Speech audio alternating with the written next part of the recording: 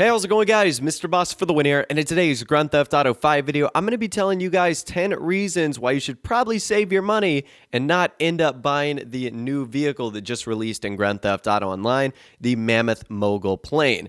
Now, in case for whatever reason, if you still watch this video and say, I still want the Mogul, or, I could use money and spend it on something else, I'm doing a shark card giveaway right now. It's going on my Twitter account, and it's lasting until Friday, so I'll leave a link to that in the description. All you have to do is retweet that tweet and follow me down there. Again, I'm giving away $3.5 million technically for the Mogul, but you can spend it on whatever you want. But anyways, let's get back to the Mogul, and the first reason why you shouldn't buy it is it's expensive, especially for what you're getting. So the trade price, which actually requires 30 aircraft hangar sourcing missions to be done, is $2,350,000. That's expensive in and of itself. But if you don't have that, the buy it now price is $3,125,500, which is really expensive. That's getting on line with some of the other pricier vehicles from not only this update, but gun running and import-export. So if you're buying this vehicle, you're going to be investing a lot of cash. Now, that price, of course, right there is just to buy the vehicle. There's still a lot you have to do. Now, I had to end up using the buy it now price. I ended up unlocking the trade price later on. But moving on to the customization of this vehicle, number one, if you want to get this thing fully upgraded, it's going to bring you closer to around $4 million when it's all said and done. And even the customization on the vehicle is not all that great. Now, luckily right now, there's a lot of bonuses and discounts for stuff like armor, engine, handling, and weapons. But there's a lot of things you need to buy in order to make this vehicle, I guess, a little bit more effective, like all the weapon upgrades, the thrust. But even getting to the cosmetic stuff, the liveries aren't all that great. Number one, there's only 8 of them, which is actually not a ton compared to some of the other vehicles we're going to be looking at in this update where they have 13 or 14 different liveries. When you only get 8, that's kind of disappointing. And not all of them, in my opinion, are all that great. There's only a handful that I actually think are pretty cool. So the customization and the design of this plane, in my opinion, is not all that great at all. And when you compare it to the fact that you essentially have to do every upgrade to this vehicle just to make it mediocre in terms of the weapons, is not something I think is all that enjoyable.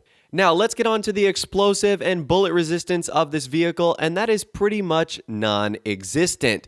It has the same armor protection as the stunt plane Howard that came out last week. So it provides no bullet protection for anyone in the pilot seat or the passenger seat, and even the gunner on the top has no protection either, meaning if they're hit with one bullet in the head, which is pretty much the only thing showing when you're sitting in a vehicle like this, they're sitting ducks. They're pretty much going to die rather instantly. And as far as the explosive resistance of something like this goes, if it's hit with one sticky bomb, one RPG, one grenade, or one grenade launcher, well, it's going to explode instantly. It won't be able to survive a single one. Well, what about homing launchers and what about explosive snipers? Well, it's the exact same as the Howard NX-25, a baby little stunt plane. It can survive 3 homing launchers, even though 1 will start to do damage, 2 will start to disable it, and 3 ends up completely finishing it off. And the same thing can be said with the explosive sniper rifle rounds. It doesn't provide any extra damage. 3 ends up totally destroying it, with 2 essentially disabling the engines and making the plane essentially worthless. So needless to say, for a World War II style bomber, it doesn't seem to offer all that great protection, which again is something unfortunate, as I thought this vehicle would be able to survive a little bit more than it actually can. Now, getting on to the logistics of the vehicle itself, it isn't all that great in one particular category, and that's why I think this vehicle isn't worth it. So let's talk about how many people it can sit. Well, it can seat 3 people. That's kind of a randomly odd number. There are vehicles in the game that I think are better, that can seat more players, and there are vehicles that can seat fewer players that have better features, like it's faster or it has better weapons. In the sky itself, it's not all that fast. It doesn't move all that great in one direction. It does turn quicker than I thought it was going to be, which is actually pretty cool. So the turning radius a little bit better and a little bit quicker than I thought. And the weapons are not all that great either. Even when you upgrade them, like the dual MGs on the top and the dual front nose turrets, they're not all that great. Those are controlled by the pilots, and the ones up top are controlled by a third passenger sitting up there. This thing is essentially the Karen Technical of the sky. It's just a worse version of other planes and other jets that you're going to be able to get in the game. So my bottom line as far as the performance of the Mogul goes is there's pretty much a plane that can do most things better than this for a whole lot cheaper. It can only seat 3 people. It doesn't have the best weapons. It's not exactly all that fast. You might as well buy a plane that suits your needs a little bit better and will allow you to do various things rather than trying to do things all in a mediocre fashion with the Mogul. Now, there's not a ton of unique features with the Mogul. So with the Bambushka, you could actually force open the back, which is pretty cool. And even though there looks to be some cargo in the back of the Mogul, there is no way to actually open up the back, which is a little bit unfortunate.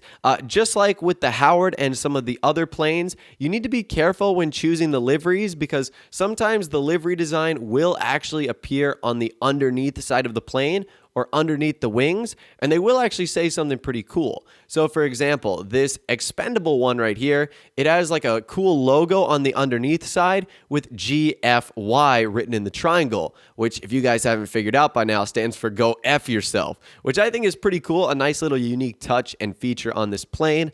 Another interesting feature is it actually has headlights that you can toggle on or off. Now, I did think this was pretty unique as I don't recall any other plane having a feature like this, but yes, you can actually toggle on and off the headlights. Now, quickly, one thing I really do like about this plane is the way you exit it. You actually kind of slide down the wing, which is really cool. And even when you try and hop back inside, you kind of do the same thing. You have to climb up the wing, and it looks really cool. But disembarking on this plane is actually awesome. And it's the little quirks like that I think are pretty cool, even though overall I think this vehicle might not be worth it. Now, another thing I don't love about this vehicle, and that's just my personal preference, is the fact that the landing gear doesn't actually fully retract into the plane. So it's kind of like the Alpha Z1, where it just is like in a less retracted mode. I don't love that. I kind of think it's annoying to look at the wheels while I'm flying. So that is something I wish Rockstar done. Maybe that's stylized accurately to the way this plane was designed in real life or in World War II. So maybe that does make sense in overall that it does perform like that.